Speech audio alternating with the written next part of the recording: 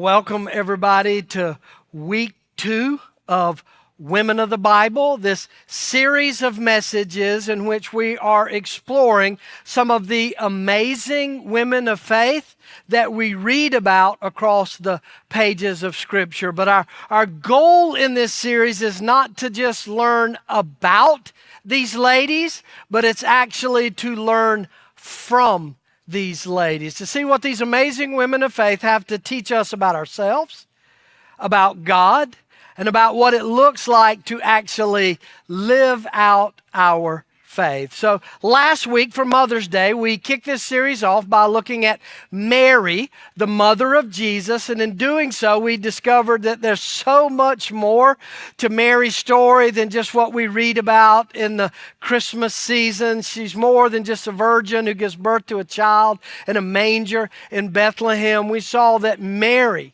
had a lifelong journey of faith. And in that journey, her faith ended up taking her to places that she probably never imagined that she would go. But we also saw that those places were exactly where she needed to be. And that same thing is true in our lives as well. And so in case you missed last week, I would encourage you to go back to check out that message. You can do that on our app or our website or Facebook or YouTube, wherever. There's a lot of practical stuff there, more than just for moms. There's good stuff there for all of us. And so today, we're going to rewind a couple of thousand years before Jesus' birth to look at not one, but two amazing women of faith, women who, in spite of their own difficult circumstances,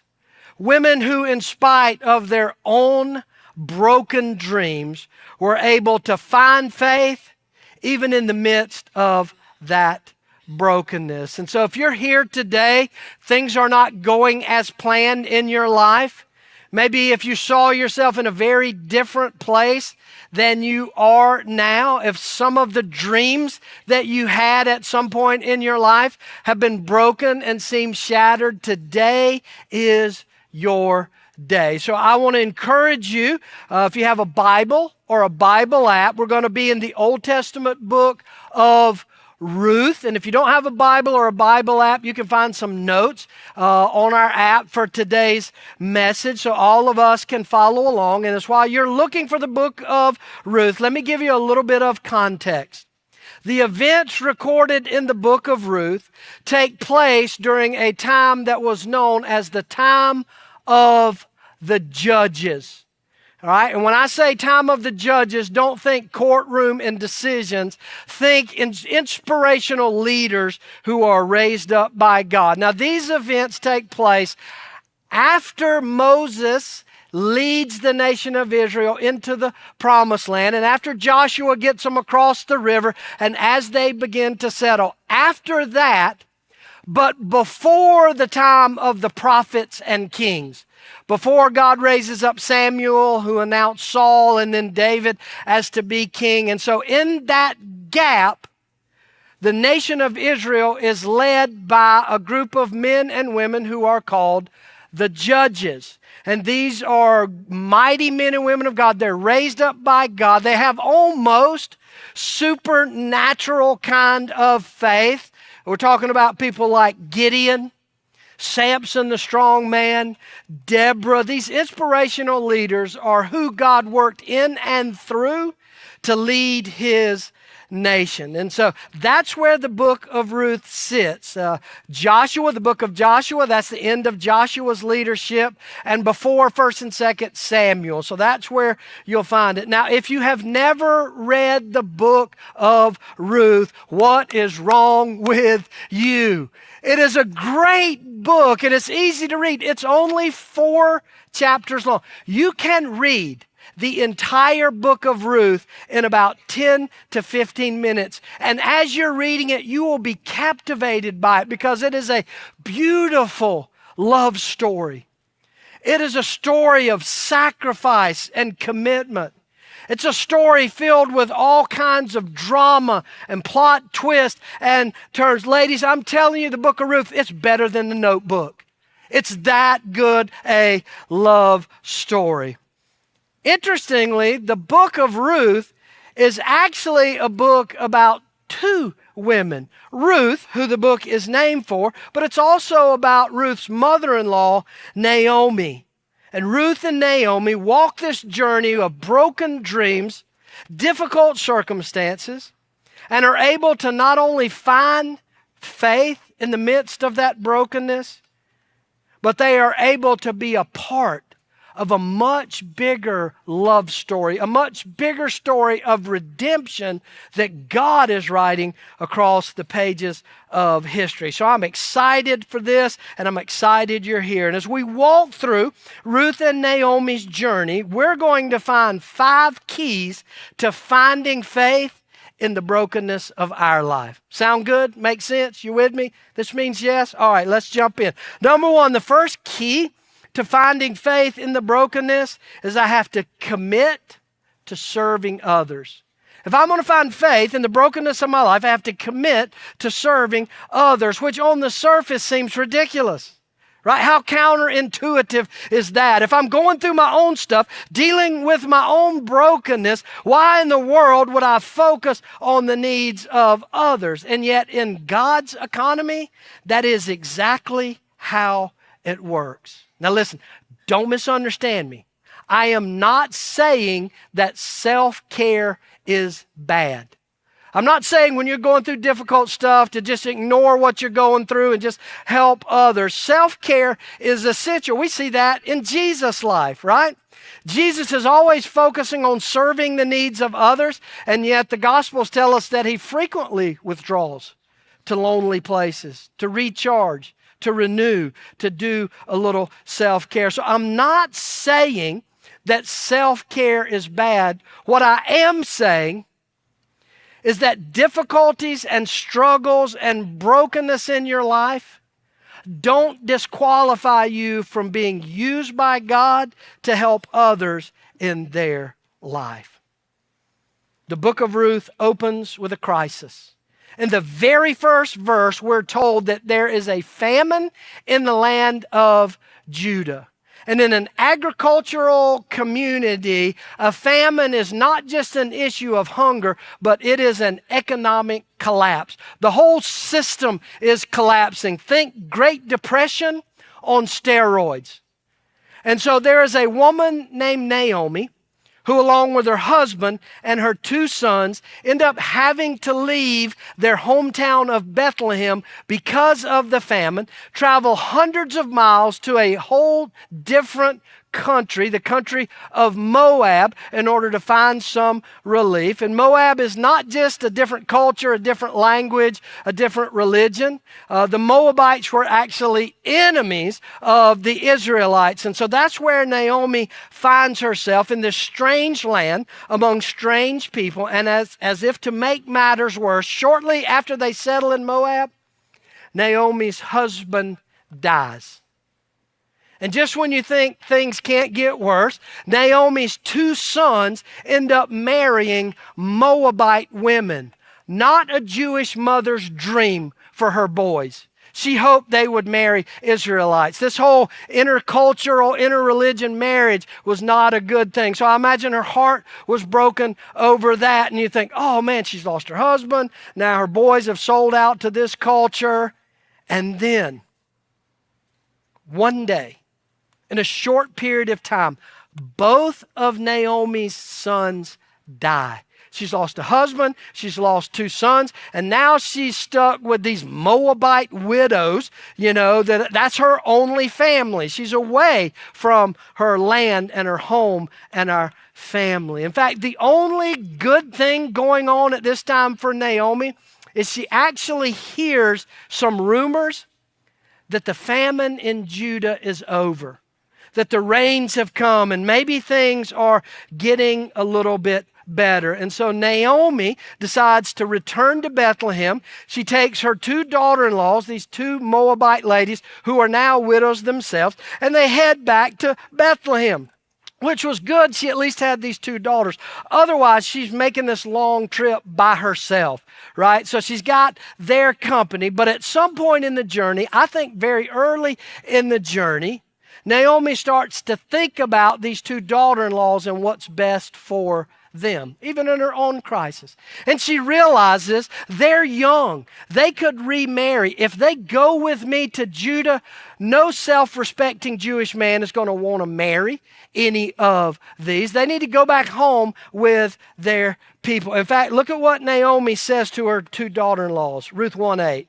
Then Naomi said to her daughters-in-law, "Go back, each of you, to your mother's home, and may the Lord show you kindness." As much as Naomi needed their companionship and their presence for the journey, she chose to focus on their needs instead of her own. And one of her daughter-in-laws, Orpah, takes Ruth at her word. She returns and goes back home. But the other daughter-in-law, Ruth, has a very different response. Notice Ruth 1:16.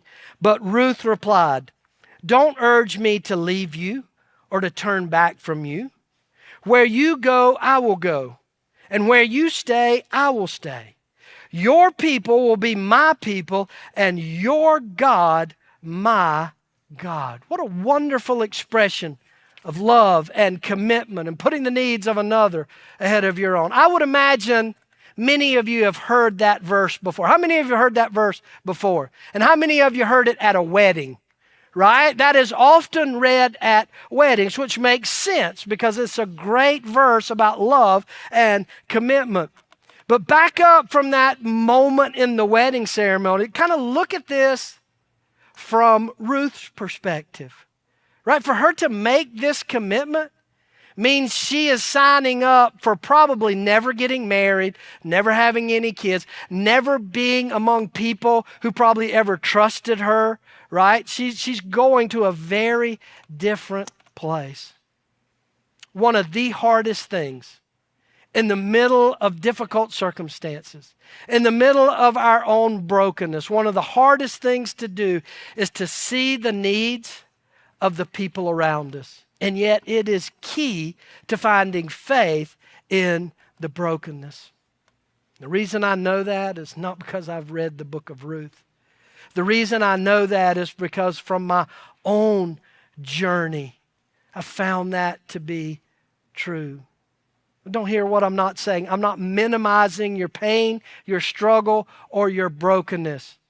I'm not telling you to suck it up, buttercup, quit whining about your own problems and get out there and help others. What I am saying is that the more that I focus on my own pain, the more I focus on my own struggles and own brokenness, the more those struggles control me. And the more I begin to see myself as a victim in life. But if only just a little bit, I can lift my head up and open my eyes and see the needs around me, there'll be opportunities for God to work through me and restore some faith in the broken moments of life. Finding faith in the brokenness starts with committing to serve others, but it doesn't end there. There's a second thing we got to do, and that's we got to wait on God's timing. We got to wait on God's timing. See, serving others in the midst of your own pain is not some magic spiritual formula for immediate relief. It is only the first step in the journey, right? I mean, think about it. Ruth makes this great commitment to Naomi in the midst of her own pain, but nothing really changes. She's just a destitute widow who's hooked her wagon to another destitute widow. Nothing changes when she focuses on the needs of others. But something is really interesting is happening when Ruth and Naomi arrive back in Bethlehem. Notice Ruth 1:22. It says, So Naomi returned to Moab, accompanied by Ruth the Moabite, her daughter-in-law. And then check this out. Arriving in Bethlehem as the barley harvest was beginning. I mean, talk about God's timing. And the reason this is a big deal that the barley harvest was beginning, because it means two things. One, the famine is over. There's no more starvation. Ruth and Naomi are not going to starve to death. There's food in the land. But it also meant, with the harvest starting, that there was a custom in Judah that widows, any widow, could glean leftover wheat from any field that was being harvested. Right? And so that custom meant that they could go out into any field, pick up the grain. Basically, it meant that Ruth and Naomi were not going to starve to death. By the way, that custom did not exist in Moab, but it did exist in Judah. How cool is God? Perfect timing. As we're going to see, this is not just God meeting the short-term needs for Ruth and Naomi, but this is actually where God is starting to work out a long-term solution for both of these ladies. I think one of the biggest mistakes we make is we judge the faithfulness of an eternal God through the lens of our temporary circumstances. But what we see throughout Scripture is great men and women of faith waiting on God's timing. Waiting on God. Abraham and Sarah waiting decades for this promised son.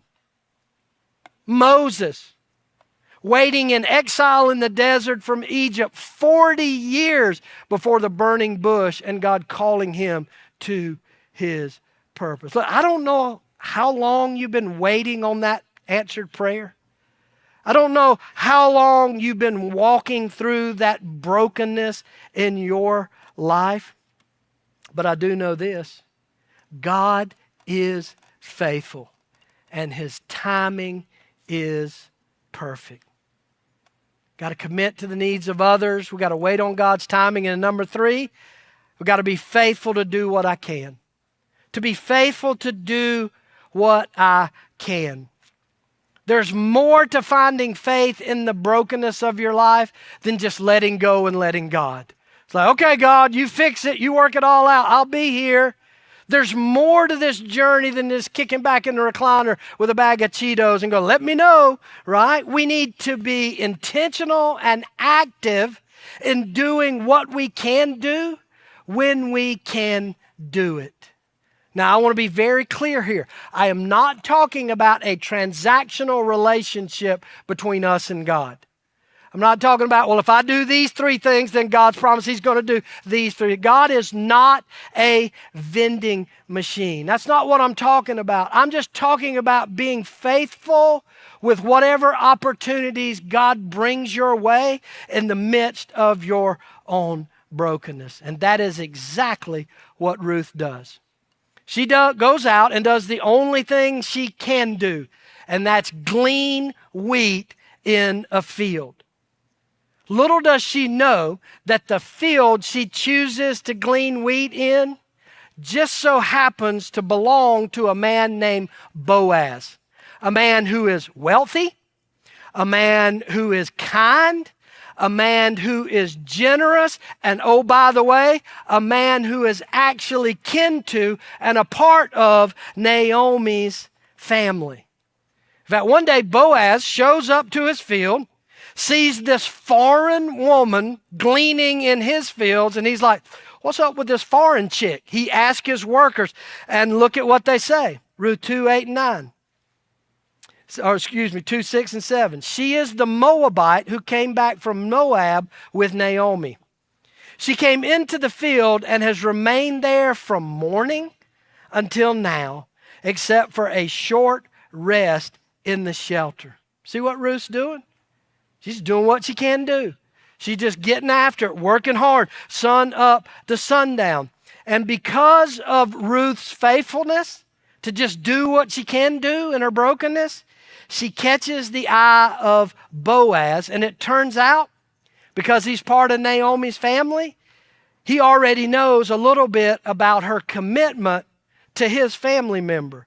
And so look at what he does. Ruth 2, 8, and 9. It says, so Boaz says to Ruth, he goes over to her and says, my daughter, listen to me. Don't go and glean in another field. Stay here with the women who work for me. I have told the men not to lay a hand on you. And whenever you are thirsty, go and get a drink from the water jars the men have filled. You see that? Not only does she have a place where she can glean, she now has a safe place to do it in. Because in that time, a woman, especially a young, attractive woman like Ruth, was vulnerable to be taken advantage of by the farm hands. And Boaz says, look, you redneck cowboys, don't you touch this girl. Keep your hands off her. She has a safe place. And if you read the rest of it, you'll see Boaz tells his workers, guys, leave behind way more than you normally do. Be intentional about leaving more for her to pick up. And so now, not only are Ruth and Naomi going to have enough grain to live on, they're going to have extra that they can turn around and sell and have more financial security. That's how God works. He provides them with a protector, provider, with finances. And just when you think, wow, that's so cool, look at what God does, plot twist, turns out, ladies, Boaz is single. He is available. He is on the mark. Now, you remember the whole reason Naomi told Ruth and the other daughter-in-law to go back, because you're never going to find a man in Bethlehem. And even if you do find a man who's willing to marry you, he's probably broke, because we just came out of this depression. And here's Boaz, wealthy, kind, generous, and available. And as Ruth just keeps showing up, doing the only thing she can do, picking up wheat, she begins to develop a friendship, a relationship with Boaz, and before long, they start to develop feelings for each other. That's why the Bible says God is able to do immeasurably more than we could ever ask or imagine. But that doesn't happen from just praying.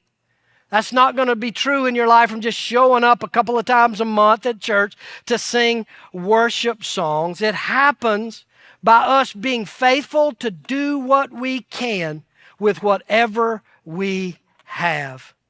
Be faithful. And then number 4, there's a fourth thing we have to do to find faith in the brokenness. You got to be willing to take a risky next step. To take a risky next step. Following Jesus is always about my next step. And almost always the next steps that Jesus calls us to call us to get in over our head. Jesus rarely calls us to do things that we can do, that we're comfortable doing. He's always calling us to get out of the boat. Like Peter, you got to get out of the boat. When you get out of the boat, you're in over your head. And what Ruth does next, it's a pretty risky move. In Judah, there was not only the custom of gleaning for widows, but there was another custom known as the kinsman redeemer. And this custom was that if a Jewish woman was a widow, if her husband died and she had no sons to carry on the name and no sons to help take care of her, that another available male family member could marry her to not only take care of her, but also to ensure that the family name would continue on. It was the custom, but it was not required. That the available male family member, he didn't have to marry the widow. And so because of that, there was a way in which a widow could express to her kinsman that she desired for him to redeem her, to marry her. And it was a risky move. Basically, you had to go when the man was asleep. You had to lay down at his feet. And when he woke up, you had to ask him to cover you with his garment or his bedspread as a way of showing he was accepting this kind of reverse proposal. That's a risky thing, but that's exactly what Ruth does. Boaz, because it's the time of the harvest, He and his workers are staying near the fields night and day. They're in this place called the threshing floor, which is where you kind of separated the barley from the chaff. And so they were working long hours, right? It's harvest time. And so in the middle of the night, Ruth slips into where all the men are sleeping. Now, it's dark. She's got to tiptoe through there. She's got to find Boaz, because Lord knows you don't want to be laying down at the feet of one of these redneck farm workers, right? She wants a real man. So she has to find him. She does exactly that. She lays down at his feet. And because of that, notice what happens. It says, "Who are you?" This is Boaz. "Who are you?" he asks. He wakes up. There's some woman at his feet. It's dark. And she says, "I'm your servant Ruth. Spread the corner of your garment over me, since you are a guardian redeemer of our family." It's risky, right? He could have rejected her. He's like, I know we've been talking and everything, but, you're a Moabite. You bring nothing to the table. I need a good Jewish girl to be the mother of my children. It could have ruined her reputation. One of those other farm workers could have woke up and saw her or said, "Oh yeah, she's a gold digger. She's just trying to get Boaz's money." There was a lot of risk involved. But because she took that risk, notice Boaz's response. Ruth 3:11. "And now, my daughter, don't be afraid. I will do for you all you ask. All the people of my town know that you are a woman of noble character." He said, yes. He said, "I'll do it." But it's important to note that for Ruth, this was not some wild shot in the dark risk. This was just simply Ruth risking to lead where she'd already seen God moving. She'd already seen God moving and bringing her to this field, connecting her with this man who just happened to be a part of her mother-in-law's family. She's just taking the next logical next step, but it is a risky step. Boaz says yes.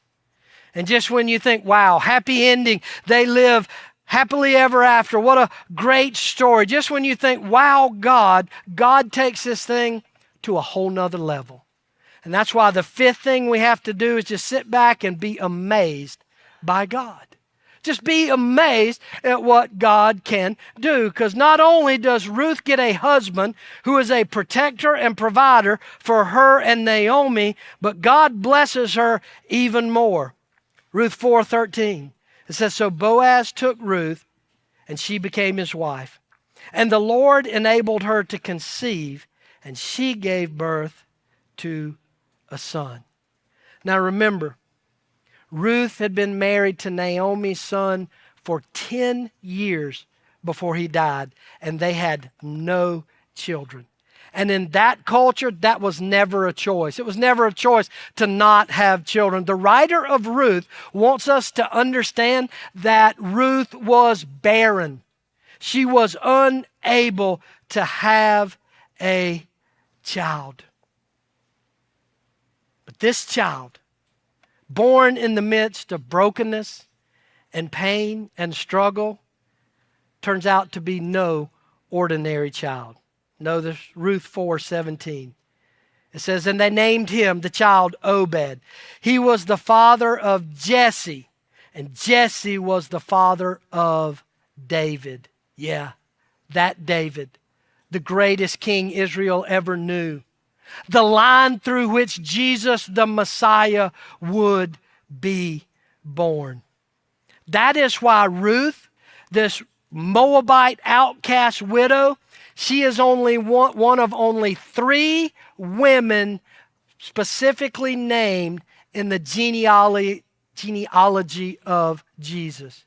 Go look at Matthew's gospel when he just lays out Jesus' genealogy. This person had this person, that person. It's all men, except there are 3 women, and one of them is Ruth.